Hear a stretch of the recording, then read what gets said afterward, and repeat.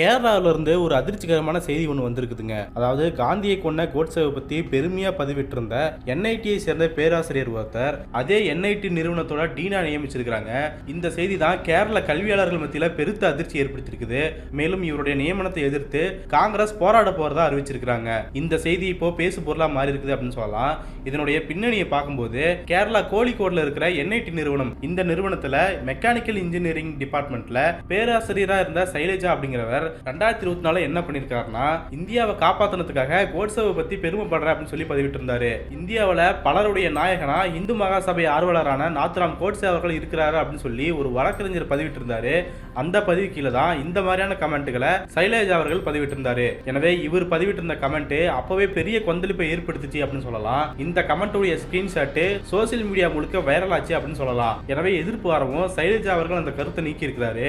அதுக்கு அவரு வினோதமான விளக்கம் எல்லாம் கொடுத்திருந்தாரு. அதுக்கப்புறம் அவர் மேல துறை ரீதியான நடவடிக்கை எதுவுமே எடுக்கல அப்படின்னு பார்க்கும்போது இப்போ அதே என்ஐடி நிறுவனத்துல திட்டமிடல் மற்றும் மேம்பாட்டு பிரிவுல அந்த நிறுவனத்தோட டீனாக சைலேஜா அவர்கள் நியமிக்கப்பட்டிருக்கிறாரு. எனவே காந்தி அவமதிச்ச ஒருவருக்கு, காந்திய கொன்னவரை பாராட்டி பேசின ஒருத்தருக்கு இப்படி டீன் மாதிரியான உயரிய பொறுப்பு கொடுக்கிறது அப்படிங்கிறது ரொம்ப ஆபத்தானது அப்படின்னு சொல்லி பதிவிட்டு இருக்காங்க. இந்தியாவுக்கு சுதந்திரம் கிடைச்ச பின்னாடி காந்தி அவருடைய கொலை தான் இந்திய நாட்டையே உழுக்குச்சு அப்படின்னு சொல்லலாம். ஆக அவருடைய கொலையில ஈடுபட்ட கோட்சே அவர்களுக்கு இப்போ இவரு பாராட்டு கடிதம் வாசிச்சிருக்கிறாரு. அதனால இவருக்கு உயரிய பொறுப்பெல்லாம் வழங்கப்படுதுன்னா இது மிக மிக மோசமான எடுத்துக்காட்டா அமையக்கூடும். இதை பின்பற்றி நம்ம கோட்சே பாராட்டினா போதும், சாவர்கரை பாராட்டினா போதும், நமக்கு பதவி தானா வந்து சேரும் அப்படின்னு சொல்லி நிறைய பேர் ஓப்பனா பேச ஆரம்பிப்பாங்க.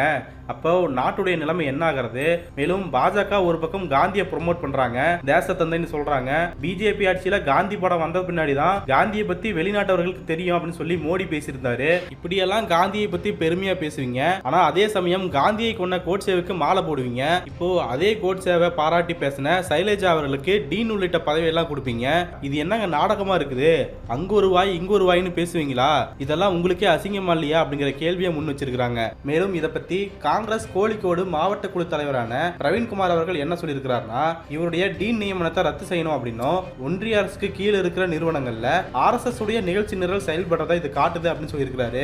காந்தியை அவமதிச்ச ஒரு பேராசிரியருக்கு பதவி உயர்வு கொடுக்கப்பட்டிருக்குது.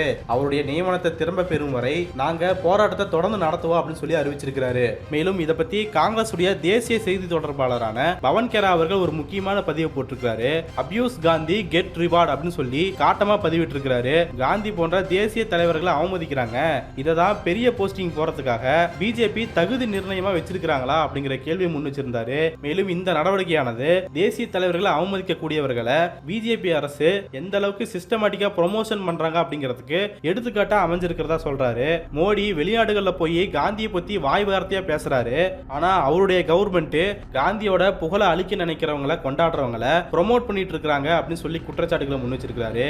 இதுதான் பிஜேபி ஆசைப்படுற புதிய இந்தியாவா அப்படிங்கிற முக்கியமான கேள்வி எழுப்பியிருக்கிறாரு. எனவேதான் தேசிய தலைவர்களை அவமதிச்சாலும் சரி, தனக்கு சாதகமா தங்களுடைய இந்துத்துவ கருத்தியை தூக்கி பிடிக்கிற தலைவர்களை யாராரு பாராட்டுறாங்களோ, யாரெல்லாம் போற்றி புகழ்றாங்களோ அவங்களுக்கெல்லாம் ஒரு முக்கியமான இடத்தை பிஜேபி அரசு கொடுத்துக்கிட்டே வருதுங்க. இந்த 21ஆம் நூற்றாண்டுல டெக்னாலஜி உலக அளவுக்கு வளர்ந்திருக்கிற சமயத்துல இந்தியாவை பொறுத்த வரைக்கும் பிஜேபி யாரையாரெல்லாம் முன்னிறுத்துறாங்கன்னு பாருங்களேன். கோட்சேவை கொண்டாடுற பேராசிரியரான சைலேஜாவுக்கு என்ஐடியோட டீன் நியமன பொறுப்பு, கோமியம் குடிச்சா காய்ச்சல் சரியாயிரும் அப்படின்னு சொல்லக்கூடிய காமகோடி அவர்களுக்கு ஐஐடி மெட்ராஸ் உடைய இயக்குனர் பொறுப்பு, கொலை செஞ்சவங்களுக்கும் குடும்பத்தை உயிரோட எரிச்சவங்களுக்கும் எம்பி சீட்டு பதவி, பாபர் மசூதி வழக்குல தீர்ப்பு கொடுத்த ரஞ்சன் கோகாய்க்கு ராஜ்யசபா பதவி, அந்த குழுவில் இருந்த இன்னொரு நீதிபதிக்கு ஆளுநர் பொறுப்பு, நான் பதவியில் இருக்கும்போது RSS தான் ஆதரிச்சேன், இப்பவும் ஆதரிப்பேன் அப்படின்னு சொன்னவருக்கு எம்பி சீட்டு பதவி, ஒலிம்பிக்ல போயிட்டு சாதிச்சு இந்தியாவுக்கு தங்க பதக்கத்தையும் வெள்ளி பதக்கத்தையும் வாங்கி கொடுத்த மல்யுத்த வீராங்கனைகளை பாலியல் ரீதியா துன்புறுத்தின பிரிஜ்பூஷன் சரண் சிங்கை எம்பி பதவி விட்டு தூக்காம இருந்தாங்க. அதுக்கும் மேல போய் நடந்து முடிஞ்ச நாடாளுமன்ற தேர்தலில் இதே பிரிஜ்பூஷன் சரண் சிங் உடைய மகனுக்கு வேற எம்பி சீட்டு கொடுத்து இப்போ அவரை எம்பி ஆக்கி நாடாளுமன்றத்தில் உட்கார வச்சிருக்காங்க. ஆக இப்படி எல்லா இடங்கள்லயும் ஒரு தவறான முன்னுதாரணத்தை தான் பிஜேபி அரசு செட் பண்ணி வச்சிருக்குது. அதிலும் சைலேஜா, காமகோடி போன்றவர்கள் என்ஐடி, ஐஐடி போன்ற மிகப்பெரிய கல்வி நிறுவனங்கள்ல தலைமை பொறுப்புகள் இருக்கிறது. அவங்க எந்த மாதிரியான கல்வியை வழங்குவாங்க, அவங்க என்ன மாதிரியான செயல் திட்டத்தை தீட்டுவாங்க அப்படின்னு நினைச்சா நமக்கு பகீர்னு இருக்குது. இந்த தருணத்துல நம்ம இன்னொரு செய்தியை பதிவு பண்ண நினைக்கிறோம். கடந்த வாரத்துல இருந்து ஒரு போட்டோ வைரல் ஆயிட்டு இருந்துச்சுங்க. இந்தியாவுடைய முன்னாள் பிரதமரான நேரு அவர்கள் சயின்டிஸ்டான ஐன்ஸ்டீன் கூட இருக்கிற போட்டோவை போட்டு அதுக்கு கீழே இந்நாள் பிரதமர் மோடி அவர்கள் ஒரு சாமியார் கூட மேடையில் நிக்கிற மாதிரியான ஒரு போட்டோ பகிர்ந்திருந்தாங்க.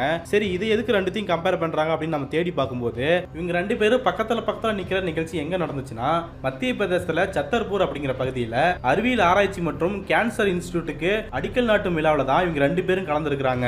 மோடி அவர்கள் கூட பக்கத்துல நிக்கிறவர் யாருன்னு பாத்தீங்கன்னா திரேந்திர கிருஷ்ண சாஸ்திரி அப்படின்னு சொல்றாங்க.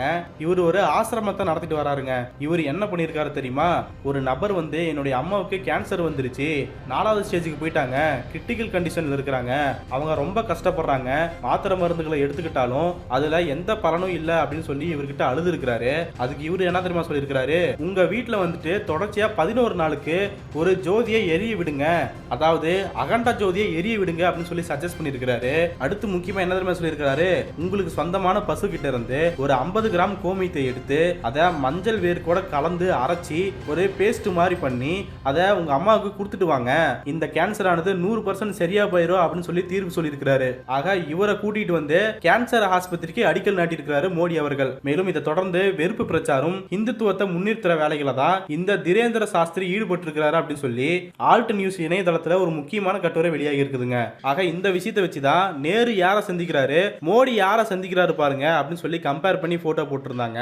ஆக இதுலயும் நமக்கு புரிய வருது என்னன்னா மோடி அவர்களும் சரி அவருடைய கவர்மெண்ட்டும் சரி யார் யாரையெல்லாம் முன்னிறுத்த பாக்குறாங்க அப்படிங்கிறது தான். எனவே அரசு துறைகள்லயும் கல்வி நிறுவனங்கள்லயும் நாடாளுமன்றத்திலையும் இது போன்ற நபர்கள்லாம் இடம் பெற்றிருந்தாங்கன்னா நம்ம நாட்டுடைய நிலைமை ஃபியூச்சர்ல எப்படி இருக்கும் அப்படிங்கிற கவலை தாங்க நமக்கு ஏற்படுது. பேய் அரசாண்டால் பிணந்தின்னும் சாத்திரங்கள்னு சும்மாவா சொன்னாங்க?